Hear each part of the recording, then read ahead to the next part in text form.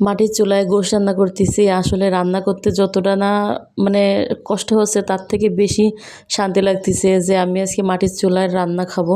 আসসালামু আলাইকুম, সবাই কেমন আছেন? আলহামদুলিল্লাহ আমি আপনাদের দোয়ায় অনেক ভালো আছি। আজকে আমি রান্না করতে চলে আসলাম আমার ছোট চুলাটায়। যেহেতু চুলাটা আমি নিজের হাতে বানাইছি, এজন্য আমি একটু সবসময় একটু বেশি খুশি যে আমি এত সুন্দর চুলা বানাইছি আর সেই চুলায় আমি রান্না করে খাবো। তো প্রথমে আমি সব জ্বালানিগুলো সাজাই, তার ভিতরে আগুন জ্বালাই নিছি আমি। আর এখানে কড়াইটা দিয়ে তারপরে আমি সুন্দর করে ম্যারিনেট করে রাখছিলাম গোশটা, তাই এর ভিতরে আমি দিয়ে দেবো। আর অনেক দিন মানে রোজার ভিতরে একদিনও মুরগির মাংস খাওয়া হয় নাই, তাইতে আমার হাজব্যান্ডের নাকি কত বছর খায় না তার হিসাব নাই। তা যাই হোক, তার জন্য রান্না করতে চলে আসলাম। আর সে বলতেছে মাটির চুলা রান্না করার জন্য, তাই আমিও চলে আসলাম মাটির চুলা রান্না করতে। তো এই যে আমি গোশটা সুন্দর করে আগে কষাবো।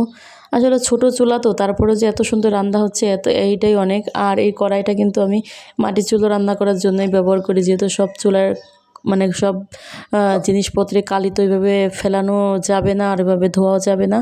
তাই যে আমার গোশটা কিন্তু কষায়ে ঝোলে পানি দেওয়া শেষ, প্রায় রান্নাটাও কিন্তু আমার হয়ে আসছে। আর মাটির চুলা রান্না ঘ্রাণটা যেমন আর কালারটাও কিন্তু অসাধারণ হয়েছে। আর তারপর পরে কিন্তু আমি বসাই দিলাম চুলা। আর যেহেতু রমজান মাস, সেহেতু তো একটু ইফতারি বানানোই লাগে। আর ইফতারি বানাইতেও খুব ভালো লাগছিল আমার, মানে যতটা না কষ্ট হয়েছিল ততটা বেশি শান্তি লাগতেছিল যে চারিপাশে সবাই বসে বসে আমার সাথে গল্প করতেছে, আবার রান্না দেখতেছে। আসলে এটাই অনেক শান্তি।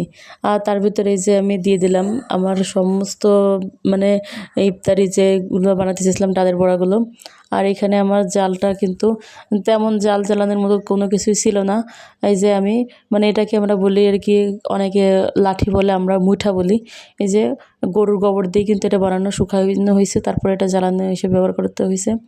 এটা আমি অল্প অল্প করে ভেঙে দিচ্ছি, যেহেতু চুলা একদমই আগুন ছিল, তাই অল্প অল্প ভেঙে দিছি। তারপরে কিন্তু সুন্দর জালটা জ্বলতেছিল। আর এই যে আমি প্রথমবার ভেজে নামাইছি, কত সুন্দর কালারটা হয়েছে। এই যে অল্প অল্প করে দিয়ে দিচ্ছি, যেহেতু চুলার মোহনটা তো তেমন বড় না, হয়তো ওইটা দিলে আর কি মুইটা দিলে হয়তো ভেঙে যেতে পারে, তাই আস্তে আস্তে ভেঙে ভেঙে দিয়ে পরে আমি জালটা জ্বালায় নিচ্ছি। আর আমার রান্নাটা হচ্ছে এদিক দিয়ে, কিন্তু আমার রান্নাটা প্রায় শেষের দিকেই।